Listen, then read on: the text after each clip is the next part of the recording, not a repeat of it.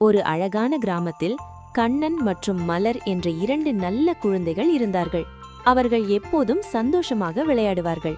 ஒரு நாள் காலை கண்ணன் பார்த்து சொன்னான், மலரே, நம்ம சுற்றிலும் மரங்கள் குறையுது. மலர் சிரித்துக்கொண்டு, அப்படியா, நாம இன்று ஒரு செடி நடுவோம் என சொன்னாள். இருவரும் ஒரு குட்டி செடியை எடுத்தார்கள். மலர் மண்ணை தோண்டினாள். கண்ணன் மெதுவாக செடியை வைக்கினான்.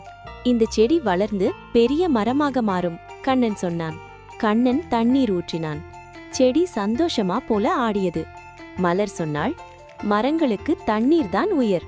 அந்த நாளிலிருந்து இருவரும் தினமும் செடியுக்கு தண்ணீர் ஊற்றினார்கள். குப்பை எங்கும் எரியவில்லை. மரங்களை வெட்டக்கூடாது என்று எல்லாருக்கும் சொன்னார்கள். சில மாதங்கள் கழித்து அந்த குட்டி செடி பெரிய மரமாக வளர்ந்தது. பறவைகள் வந்தது, நிழல் கிடைத்தது. கிராமமே அழகானது. மக்களே, ஒரு செடி நட்டால் எல்லாருக்கும் உதவலாம்.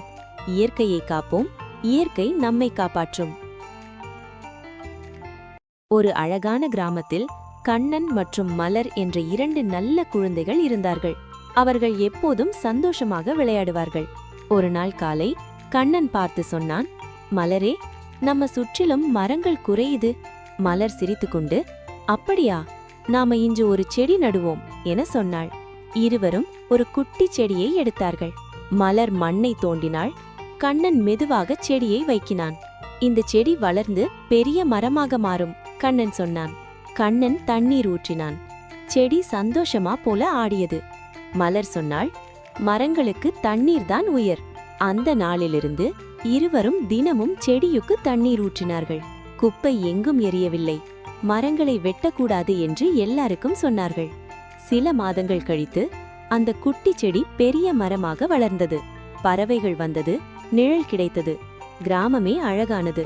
மக்களே, ஒரு செடி நட்டால் எல்லாருக்கும் உதவலாம். இயற்கையை காப்போம், இயற்கை நம்மை காப்பாற்றும்.